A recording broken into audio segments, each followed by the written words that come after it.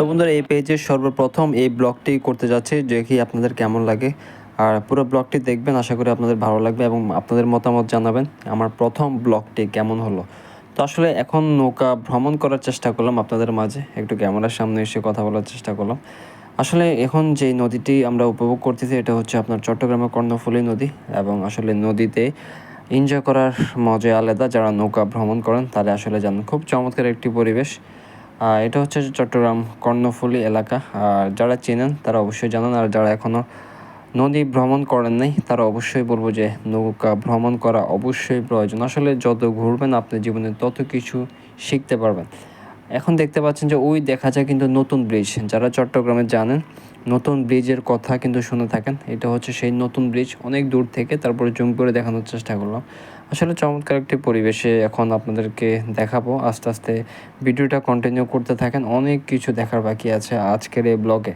তো আসলে এই যে নৌকার যে কোনায়, এই কোনার বসার কিন্তু মজাই আলাদা। আসলে কোনায় বসতে পারলাম না, অনেকে মানা করছে, যার কারণে বসলাম না। তো আপনাদেরকে একটু দেখানোর চেষ্টা করলাম। আসলে এখানে যদি আপনি বসে নৌকা বোটটি উপভোগ করেন, নৌকা ভ্রমণ করেন, তাহলে কিন্তু আপনার পুরো ভিউটা আপনি দেখতে পাবেন, এমনকি আপনার কাছে চমৎকার একটি সুন্দর মুহূর্ত আপনাকে উপভোগ করতে পারবেন। এখন দেখতে পাচ্ছেন যে আসলে মাছ ধরার জন্য কিছু জাহাজ, এই জাহাজগুলো দিয়ে আসলে কিন্তু প্রচুর পরিমাণে মাছ ধরা হয় এই নদীতে। তো জেলেরা কিন্তু এখানে মাছ ধরে থাকে এবং অনেক অনেক বোট রয়েছে মাছ ধরার জন্য। সাগরের মাছ কিন্তু এখানে পাওয়া যায়। চাইলে আপনারা এখানে উপভোগ করতে পারেন। চট্টগ্রামের কর্ণফুলী নদী কিন্তু অনেক বড় একটা নদী, আপনারা অনেকে জানেন। আর যারা আসেন না অবশ্যই আপনাদেরকে বলবো যে উপভোগ করার জন্য। পাশে যে বড় বড় এগুলো দেখতে পাচ্ছেন, এগুলো হচ্ছে আপনার গ্যাস।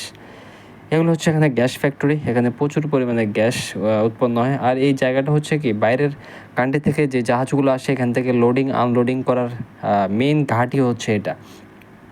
তো আসলে দূর থেকে জাহাজগুলো দেখতে কিন্তু খুবই ভালো লাগে এবং কাছ থেকে দেখলে আরও ভালো লাগে। তো আপনারা যারা নৌকা ভ্রমণ করেন নাই অবশ্যই নৌকা ভ্রমণ করবেন। সব জায়গায় কিন্তু আসলে নদী পাওয়া যায় না।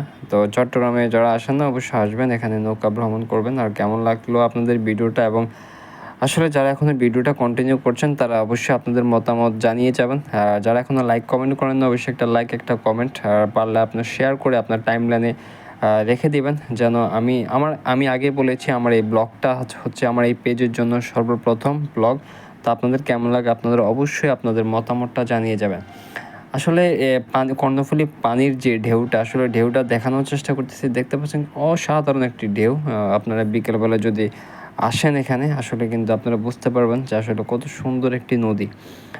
তো আসলে ক্যামেরার সামনে এসে আবারও একটি ক্যামেরার সামনে এসে কথা বলার চেষ্টা করলাম। অবশ্যই আপনারা ভিডিওটা কন্টিনিউ করবেন। আসলে কথা বলতে বলতে কিন্তু আমরা নদীটি পার হয়ে গেলাম, এবং কি এখানে হচ্ছে আমাদের গন্তব্যস্থান। আমরা এখানে নেমে যাব, এখানে হচ্ছে মেন ঘাট। তো এখানে আমরা নেমে যাব। তো ভিডিওটা ভালো লাগলে অবশ্যই লাইক কমেন্ট এবং শেয়ার করে দেবেন। ধন্যবাদ।